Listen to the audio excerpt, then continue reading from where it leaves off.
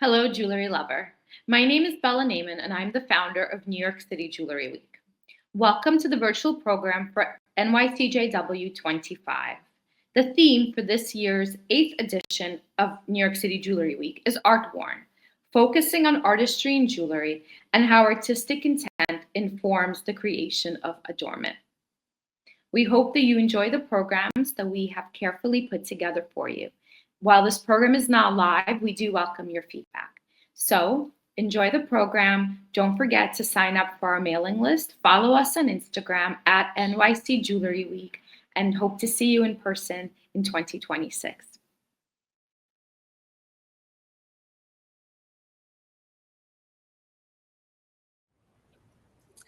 Hello, my name is Cindi Strauss.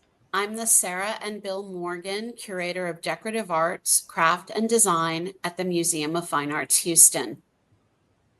And I'm Elizabeth Essner, the Wingate Foundation Associate Curator of Craft, also at the Museum of Fine Arts, Houston. We want to thank you so much for joining us today, and thank New York Jewelry Week for inviting us to talk with you about the jewelry of Dorothea Prühl.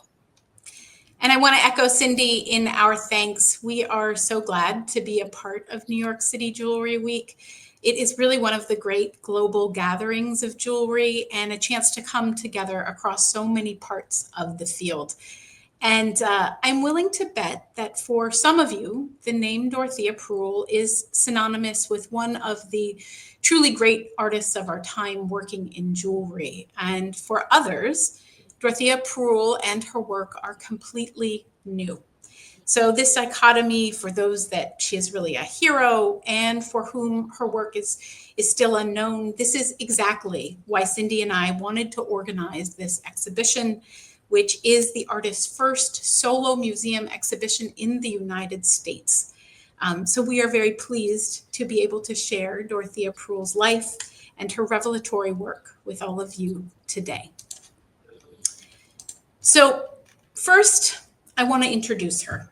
She is now 88 years old. She is still very much working, continuing what she has done for the last 50 years, created jewelry that reflects her vision of life.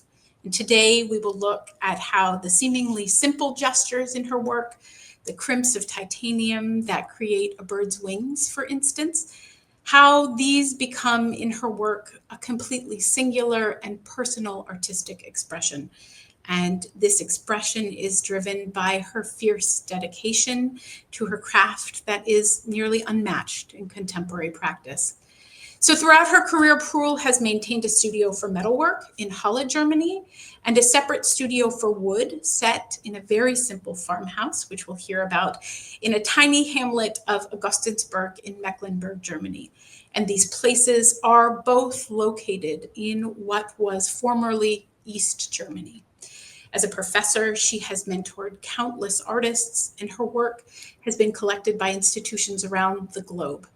While the MFAH Houston now holds the largest collection in the US, museums that hold Prühl's work include the Schmuck Museum in Pforzheim, Die Neue Sammlung in Munich, the Victoria and Albert Museum in London, the Hiko Mizuno Collection in Tokyo, the Metropolitan Museum of Art in New York, and the Dallas Museum of Art.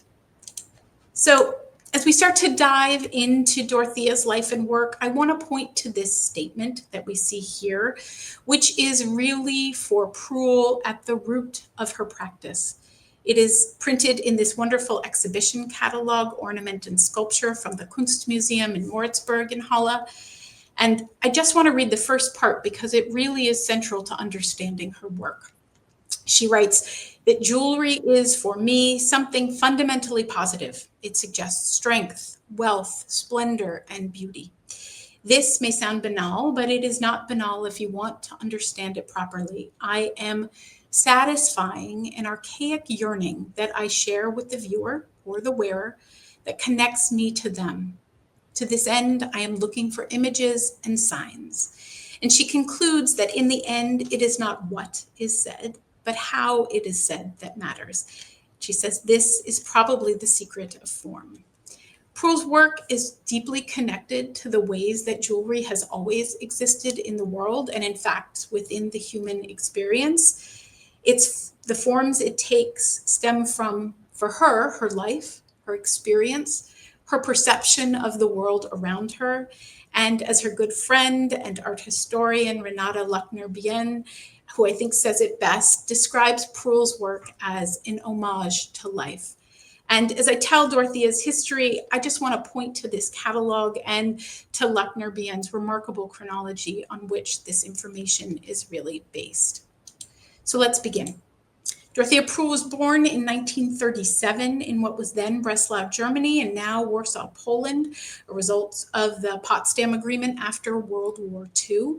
And as a young child, she was one of 3 daughters. You can see her here in the middle. She and her family lived in a small town about 60 kilometers northeast of the city.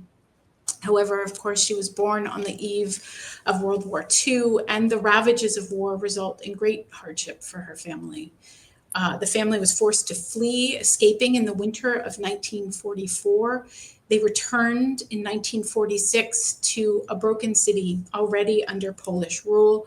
The family was sent to camp for refugees in Brandenburg near Berlin, where her father, who had been a soldier on the Russian front, passed away in the fall of 1946. Dorothea and her sisters and her mother moved to a small village in Niederlausitz. At the age of 10, she returns to school. She is always drawing, she is painting, she is always making things. So by 1956, the young Dorothea has been encouraged to apply to the applied art school now known as the Burg Giebichenstein, the University of Art and Design in Halle. This was founded in 1915 on the ideas of the Deutsche Werkbund.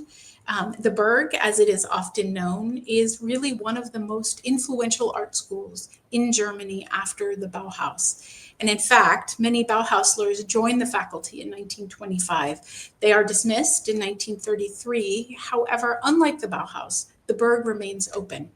So by the time Dorothea attends in 1956, she finds herself training under the metalsmith and sculptor Karl Moeller. She, working with metal, she has said, was sort of a happy coincidence and one that really sets the trajectory of her career. Young Dorothea is also deeply influenced by a painter and a teacher named Lothmar Zitzmann, who teaches a visual design theory based on perception, really adapted from the Bauhaus preliminary course. And when Dorothea graduates in 1962, she comes from a place, the Burg, that is really focused on the development of designs for industrial production. So very immediately, she becomes a designer for the state-owned company VEG Gablona Schmuckwaren, which was the leading jewelry producer in the GDR. She begins to work in anodized aluminum, which at the time was a really brand new material for jewelry, creating these incredibly inventive designs. And here you can see the seeds of many ideas that will follow.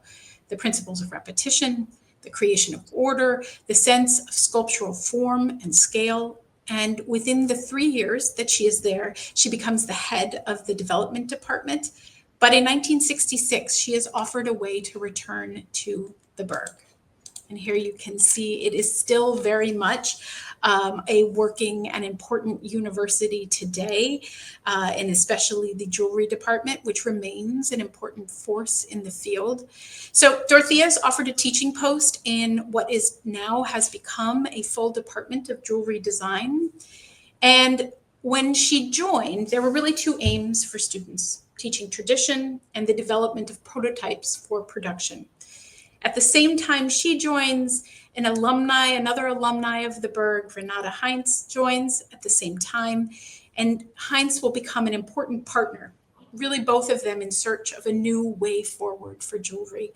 So in 1974, Heinz takes over the department, and together the pair imagine a new format for jewelry, connected to both the fine and the applied arts, and really embracing the possibilities of jewelry to be both worn and to be filled with expressive notions in really singular pieces.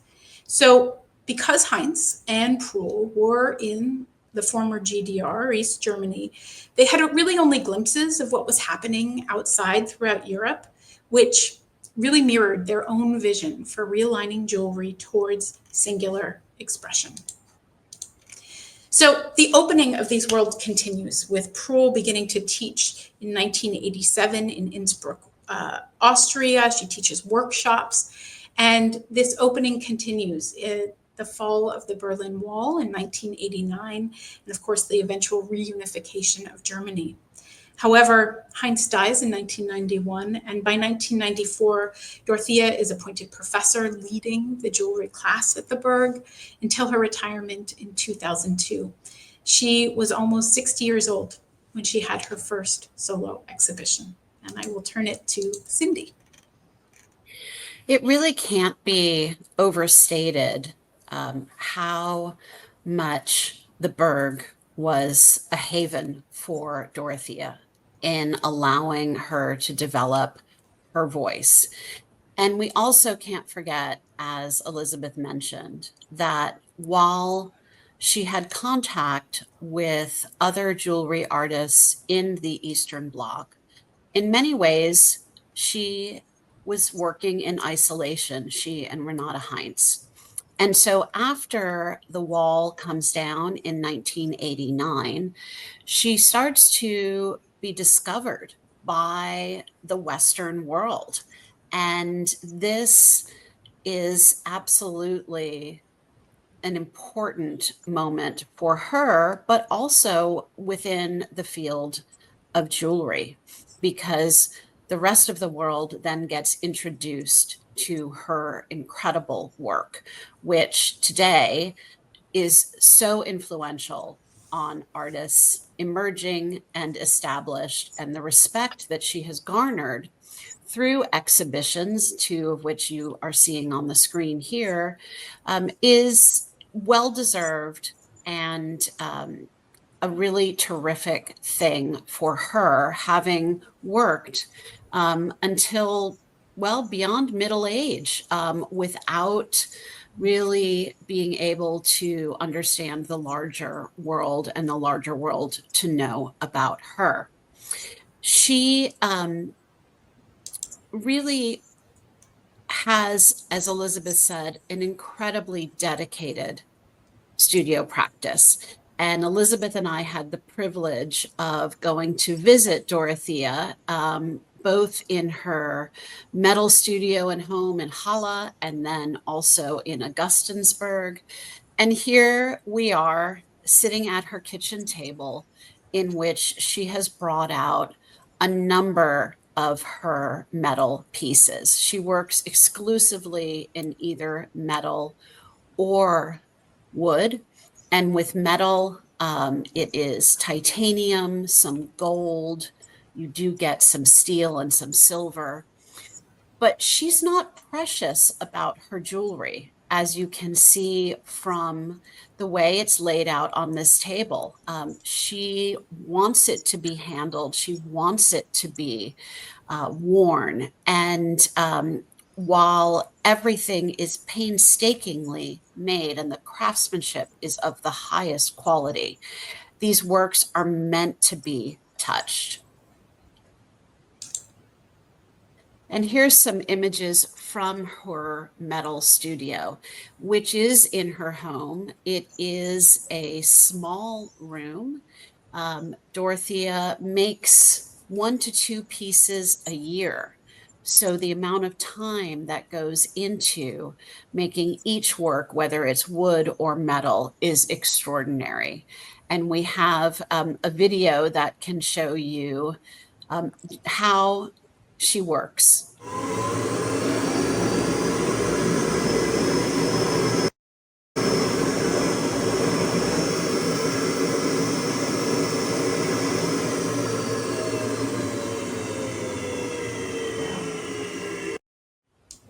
She is so happy in her studio, and you can see that on the expression of her face in that video.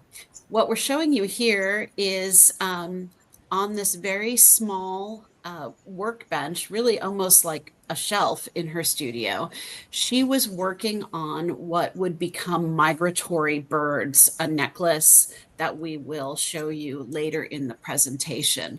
She uses simple tools. Everything, as I said, is just thought out incredibly. And even though she will make more than one of each of her necklaces, sometimes up to 6 or 8, each one is handmade. So each one, while following the instincts and the design that she has worked out, has not only the representation of her hand that you can see in it, but each one is going to be just a little bit different based on how she is working in any given day. This is her studio in Augustinsburg.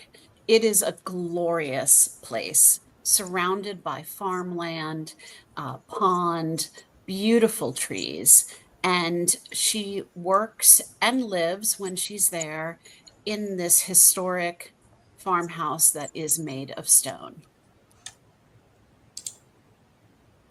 And here you're seeing both her wood shop inside the farmhouse and her working bench. For most of her life until recently, she would go out into the woods surrounding her studio and home and gather wood herself, dragging it back into her studio. She finally gave up doing that a few years ago, well into her 80s.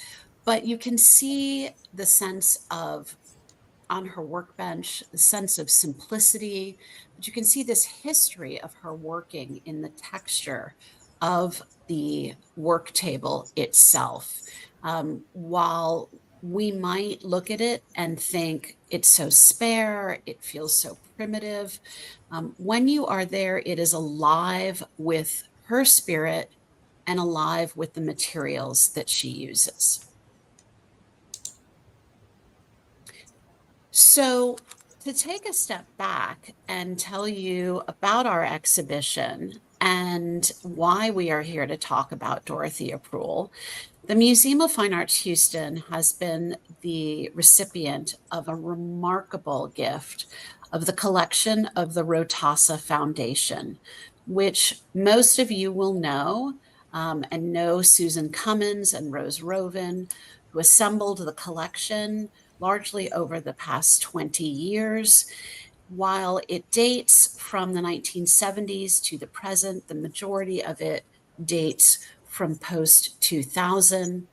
And the museum just received over 275 works, including 25 pieces by Dorothea Prühl, which, as Elizabeth said, makes our museum with the largest holdings of this extraordinary artist from through globally. And we go from early in her career all the way up until 2025. And here you can see an installation image of those works, and we'll be talking about them individually as we go forward. So this is the earliest example in the exhibition bundles. It is from 1976, and Prühl has often said it is one of her favorites in wood. Working in wood developed very differently than her work in metal, which, as we discussed, had a very academic background. In some ways, this she approached with much more ease. Of course, we just saw her house in Augustinsburg, and there are forests as far as the eye can see. And of course, as a result, there are fallen trees. We saw many of the pieces in her farmhouse. There is especially alder wood, and in her farmhouse, there is no electricity. So she really relies on simple tools, a sharp knife, a saw, and there was a day that she picked up a piece of wood and just started to work. So a very different way of thinking it through. And in this piece, as she often does, Prühl is very intentionally following the same principles of a more traditional necklace. Each element is repeated. It is strung together, similar to how you would string together a string of beads or pearls. Each one can rotate on its own axis. And I think it's important to understand that for Dorothea Prühl, life and art are really intertwined. And in her life in Augustinsburg, she really made what she saw around her. These are two additional examples that are in the exhibition that are early works, Golden Leaf and Silver Frogs. And I think both of them have this incredibly wonderful sense of animation, of really life to them. In Golden Leaf, it's a little hard to tell here because it's very, very subtle, but there are actually springs that connect the leaves to this central stem. And as a result, when the piece moves in any way, certainly when it is worn, these leaves tremble just ever so slightly. And it really is a certain sort of life that she is able to bring to them.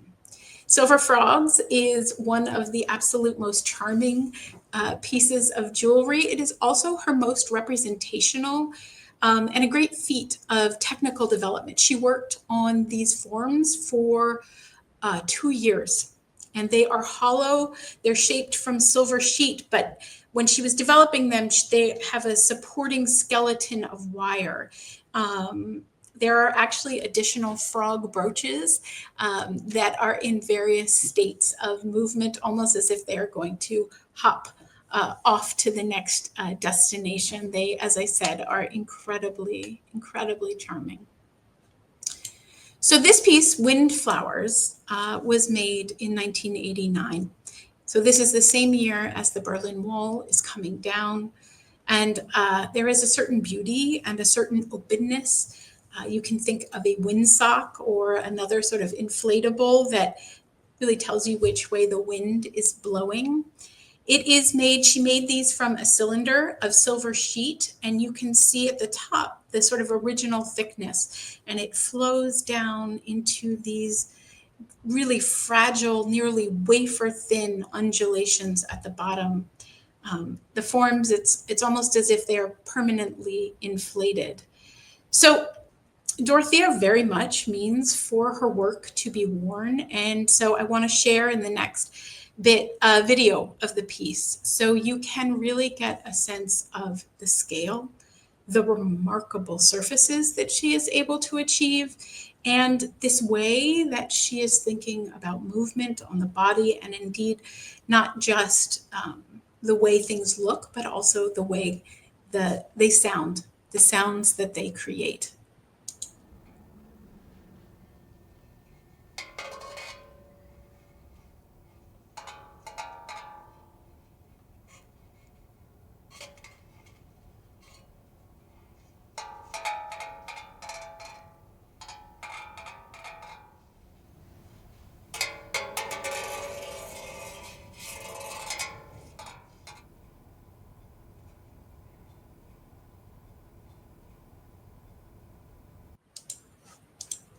So this piece, Flowers from Augustinsburg, was also made in 1989. Again, really embracing this sense of beauty, and in this case, certain memory. This was made in Augustinsburg, but it was inspired, I think, by Prühl's rural life in the country as a child. And of course, as for many of us, sort of these garlands of flowers that children often create. If you look closely, what she has done is she has sort of split and sawed each little flower. And in fact, the wood's grain and the rings become the flower's kind of natural decoration. By the time we get to 1992, Dorothea is really at a crossroads within her career. And so grass that you see here from that year is really an anomaly within her overall oeuvre.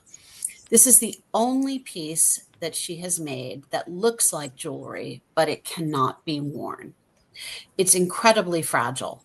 And what she did was she took a spiral of gold and cut these very, very thin individual strands and bundled them together. For Dorothea, this is a very, very gestural piece, and she saw it as an endpoint. And in fact, after she made this, she did not make any more jewelry for 5 years.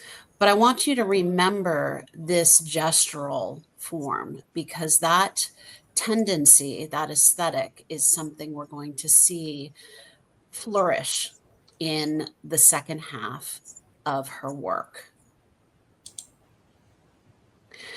But first, in 1998, just after she's returned to making jewelry, she is returning to the idea of not only making jewelry, but also using wood again. And her focus, as you can see in these two pieces, stairs and star, are geometric planar forms. She was really, really interested in exploring angles, and she does that here in two different ways, both of which are architectonic.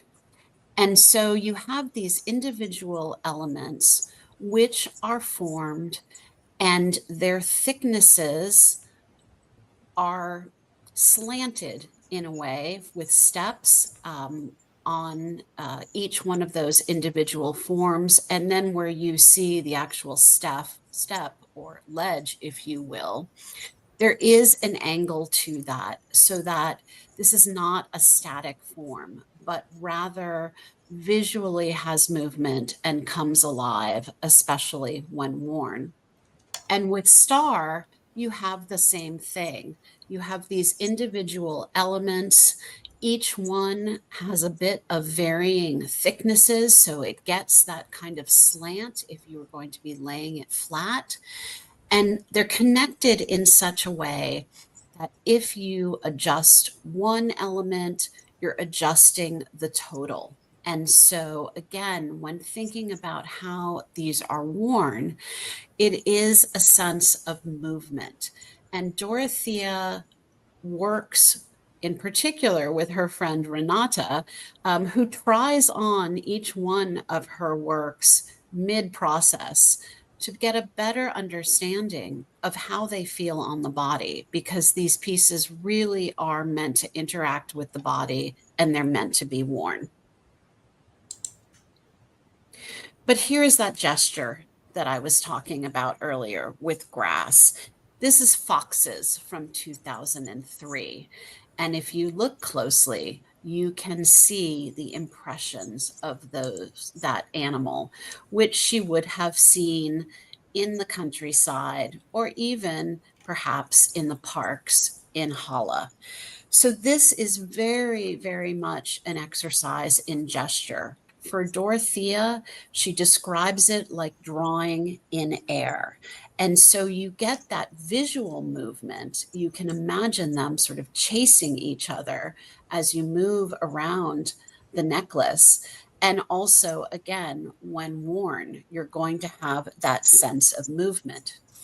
In this necklace too, she is introducing gold, and you can see that in the individual rings that connect the fox forms.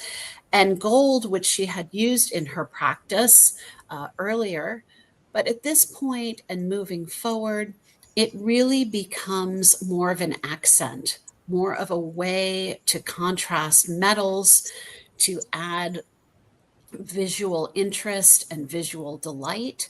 And she uses it judiciously so that each one of those effects is achieved just by small portions of gold within these larger gestures.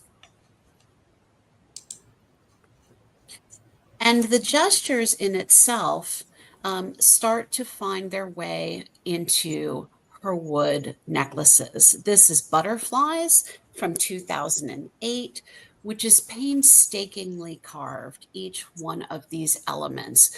And you can see how she's really working with the natural texture and grain of the wood, and how they are so simply tied together with string.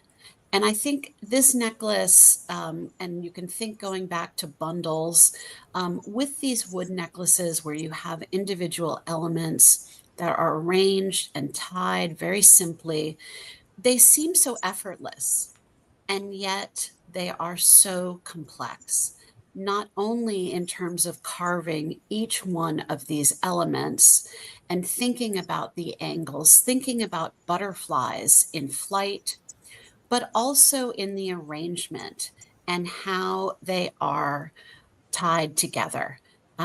Every single step of making this work is well thought out. And I'd like to read you a quote by Dorothea in regard to this design, because I think she says it best. She says, "It can be irritating that such dreamlike inhabitants of the air are made of earthly wood. But when butterflies fly around your head in this way, there is nevertheless something completely natural, even cheerful about it." And I think she very much captures those emotions of how you would feel in wearing this or when you see the butterflies. And we have a video next, which will show you this necklace in motion.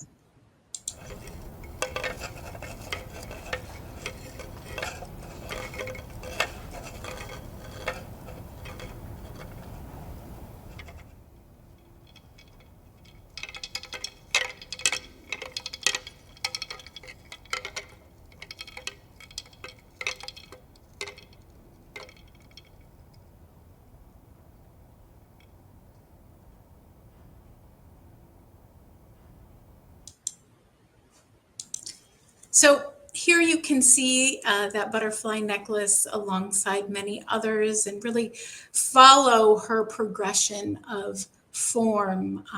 The installation is installed chronologically. So as you look at each piece, you see where Dorothea's mind and her hand are taking her. She really, as you can see as well, is moving away from that pure representation into her own kind of system of forms. You can also see that she is very much focused on the neck piece. And this is something that she really very purposefully chose. She is quite intentional about it. Necklaces, and especially large scale, they highlight the upper body, they highlight the neck, and indeed they highlight the face. And this form of jewelry, as a result, really has this very special and important relationship to the wearer. And Prühl really, I think, thinks very deeply about this and about, frankly, the responsibility of it. She is very aware, as she has said, that she is projecting her ideas onto the wearer. And I, too, am going to quote Prühl because I think she is so thoughtful and smart about how she thinks about it and how she thinks about her wearer. She says, "I ask, how can I do justice to her? What I desire for her, what I can ask of her. She knows what is what. She doesn't like me encountering her with irony. She doesn't want to go away feeling smaller or uglier than she came." It is very much this conversation of her work and the person who is wearing it. And here in collar, I think this is a perfect example of that. In this piece also, you can see these incredible surface effects that she is able to achieve in forged titanium, right? This material that is often seen as cold. Here she has used the fire almost like a paintbrush to create this incredible variation and warmth. Really a reminder of fire almost as a tool. So here we have Gray Fishes. This is from 2015, and I was talking about that kind of system of forms that I think has come to great maturity here. Prühl often talks about how she wants those who own or live with or wear her work to be drawn to them, not only for what they see, but also what they can feel, the way the material feels in their hand, or the lightness of titanium as it is worn, the solidity of stainless steel in the case of gray fishes, which includes both. And you can see here how she's continuing that repeated form, but here it is incredibly gestural. You can see the inside as well as the outside. They're sort of revealed simultaneously, and each kind of gray fish form gently glides, almost as if it is a fish weaving in a stream.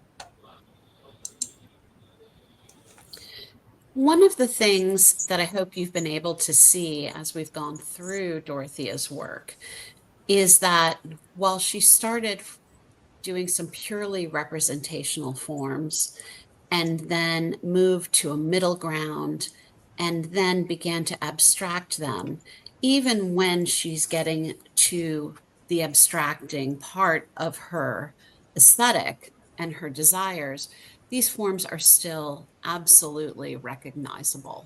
And so on the left, you see two large birds from 2020. And this work fascinates me for a number of reasons. First of all, the scale of the birds is truly large, much larger than what you're seeing in any of her other work. It is still carved painstakingly. You get a bit more of naturalism in the wings, especially. But if you look closely, again, the way that she is working with the wood and thinking about its texture, its grain, the kind of solidity, but also lightness that she is able to achieve at this scale.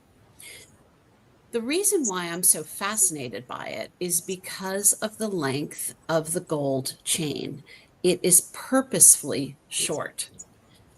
What that does is it means that these two birds are kept at a very specific angle so that their wings are both raised in flight. And so if you look at the bird on the left, it's quite obvious the way the wings are pointed upwards and angled outwards as if it is about to spread its wings further. But if you look at the bird on the right, you see those wings sort of closing a bit. I imagine this bird gliding, both elegantly moving through air. And I think that that is one of the most incredible things that Dorothea does with these works, is regardless of scale, regardless of material, regardless of roughness and or smooth surfaces, there is an elegance and a lightness about each one of them. So, Cindi, I think that really so beautifully sums up so much of Prühl's practice. And I think this piece takes another part of her visual language and the space that she really inhabits today. This is hair. It was made just last year in 2024. And I think this too, in a different way, kind of exemplifies the visual and material language that she has developed over decades. It is distilled into what appears to be incredibly simple, but is the result of decades and decades of work. Her material vocabulary is perfectly refined. It is titanium, it is gold.